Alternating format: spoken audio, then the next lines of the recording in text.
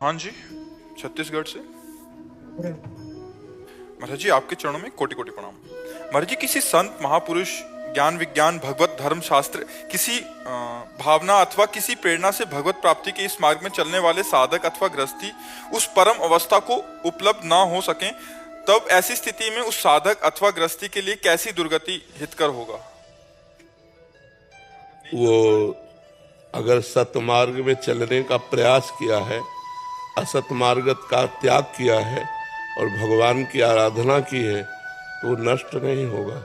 उसका अगला जन्म होगा श्रीवान अर्थात धनवान और पवित्र भगवत भक्तों के बीच में, और जहाँ से साधना उसकी रुकी हुई है वहाँ से उत्थापन करने के लिए साधना का किसी महात्मा का संग मिलेगा और फिर वो चल पड़ेगा भगवत भजन के मार्ग में। उसका ऐसा पवित्र कुल में जन्म होगा, ऐसा पवित्र वातावरण मिलेगा कि जो इस जन्म में नहीं कर पाया वो अगले जन्म में कर लेगा। भगवान के मार्ग में चलने वाले को कभी हानि नहीं होती। अगर वो भगवत प्राप्ति नहीं कर सका तो उसका अगला जन्म बड़ा प्रशंसनीय कुल में जन्म होगा, प्रशंसनीय वातावरण होगा भक्ति के अनुकूल। और जिन जिन भोगों की लालसा से उसने भक्ति में विक्षेप अपने सहा, वो भोगों की बाहुल्यता होगी और उन भोगों में वो वैराग्य करके संत समागम के द्वारा अगले जन्म में निश्चित भगवत प्राप्ति कर लेगा। उसका कहीं ऐसा नहीं हो सकता कि दुर्गति हो। अगर उससे अपराध भी बने तो भी उसकी दुर्गति नहीं होगी, क्योंकि उस सतमार्ग का पथिक रहा है। जैसे सरकारी आदमी से कोई अपराध बन जाए, उसको ऐसे जन साधारण की तरह ट्रीटमेंट नहीं किया जाता। ऐसे वो सरकारी आदमी है, भगवान का जन है, वो भगवत प्राप्ति नहीं कर पाया किसी वासना के कारण, किसी विक्षेप के कारण, तो वही वासना उसको आगे बहुतायत में मिलेगी और वो भगवत प्राप्त होगा। जैसे कोल्ल जी और अल्ल जी नाम के दो भाई थे। उनमें एक बड़े भाई तो बड़े धर्मात्मा थे और जो छोटे भाई थे वो बड़े विषयी थे। उनका राजा के पुत्र के साथ मित्रता हुई तो राज परिवार में वो बैठते उठते खाते, उनका सारा खान पान बिल्कुल राजा के पुत्र को वाला, वो जो ऐसे मांस भक्षण करता, शराब पीता, वैसे सब पूरा। और एक था सात्विक वृत्ति से रहना और निरंतर भजन करना। पर वो जो छोटा भाई था वो बड़े भाई के प्रति श्रद्धा विशेष रखता था कि मैं तो नीच हूं, मेरे भैया बहुत अच्छे महात्मा हैं। और वो विरक्त होकर भ्रमण करते हुए एक दिन आए तो प्रणाम किया, तो उसकी दशा देखी, उनका तुम मेरे भाई हो, चलो आज चलते हैं द्वारिकाधीश के दर्शन करने। ये सत्य घटना। वो द्वारिकाधीश के दर्शन करने गए तो उन्होंने स्तोत्र सुनाया। बड़े भाई जो भजनानंदी थे, छोटे भाई से कहा तुम भी सुनाओ। तो सकुचा गए कि हम क्या सुनाए, हम तो विषयी जीव हैं। पर एक पद ब्रज लीला का याद था उनको कहीं से, तो उन्होंने ठाकुर जी को, द्वारिकाधीश को ब्रज लीला का पद सुना। जो ही पद सुनाया तो ठाकुर जी बोले वाह वाह वाह,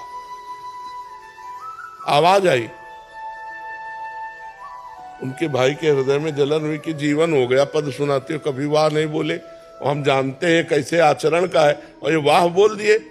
चलो, इतने में ठाकुर जी ने अपने निजी जो सेवक थे उनसे प्रसाद और माला दी और कहा पीछे छोटे भाई को दे जाके। वो गए तो उन्होंने कहा कि आपको प्रसाद दिया है। तो उन्होंने कहा भैया को दिया होगा, क्योंकि भजनानंदी त्यागी तपस्वी तो भाई हैं, हम तो पापी जीव हैं, विषयों में लगे हुए हैं। तो उनका नहीं, भगवान ने आपका नाम कह के दिया है। अब वो हाथ में, अब बड़े भाई के हृदय में और जलन हो गई कि देखो भगवान ने हमें प्रसाद नहीं दिया, रोज पद सुनाऊं तो भगवान कभी वाह नहीं बोले, और ये विषयी जीव इसके इसमें वाह बोले, अब जीऊंगा नहीं। जब भगवान ही हमारे नहीं हुए तो मैं जीऊंगा क्या। वो समुद्र में जाके कूद गए। जब समुद्र में कूद गए तो द्वारिकाधीश के दिव्य पार्षद उनको दिव्य द्वारिका ले गए, बड़े वाले को। अब कुछ तसल्ली हुई। जब द्वारिकाधीश के दर्शन किए, द्वारिकाधीश जी ने कहा लाओ प्रसाद पाओ। वहां 2 पत्तल डाले गए। उसने कहा एक पत्तल किसका? बोले तुम्हारे भाई का। अब और जलन हो गई कि यहां भी उसकी पहुंच है। अब वो अंदर से भगवान से बोले कि प्रभु अब सहा नहीं जा रहा। वो पाप करता है, राजसिक भोगों को भोगता है, और मैं जीवन भर भजन करता रहा। तो भगवान ने कहा इस जन्म में तुम भजन शुरू कर रहे हो, तुम्हें पता है ये कितने जन्मों का मेरा भगत है। ये पीछे जन्म में वैरागी संत था, हृदय से मेरी भक्ति करता था। एक दिन जंगल में रुका हुआ था तो देखा राजा की सवारी रुकी, तो राजा का वैभव देखकर इसको लगा कि यार भोगों में सुख है, तो इसी लालसा ने इसे भगवत प्राप्ति नहीं होने दिया। अब आकर के ये राजपुत्र के साथ भोग भोग रहा है, लेकिन ये पुराना भजनानंदी हमारा है। तो समझ रहे, तब उनको समझ में आया।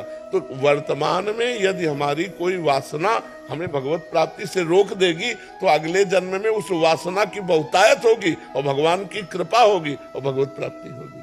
वो छिन्न भिन्न नहीं हो जाएगा, नष्ट नहीं हो जाएगा, क्योंकि भगवान का नाम, जैसे हमने एक बार बोला राधा, अभी अविनाशी है, अभी भगवान की बैंक में जमा हो गया। अब हमसे कोई पाप बनेगा तो हमें दंड मिलेगा, लेकिन वो राधा नाम जो जमा है वो हमारा कल्याण कर देगा। इसीलिए सबसे कहते हैं नाम जप करो, भगवान के मार्ग में चलो, इससे तुम्हारा कभी अमंगल होने वाला नहीं। मंगल भवन अमंगल हारी है। हाँ, भगवान मंगल भवन है।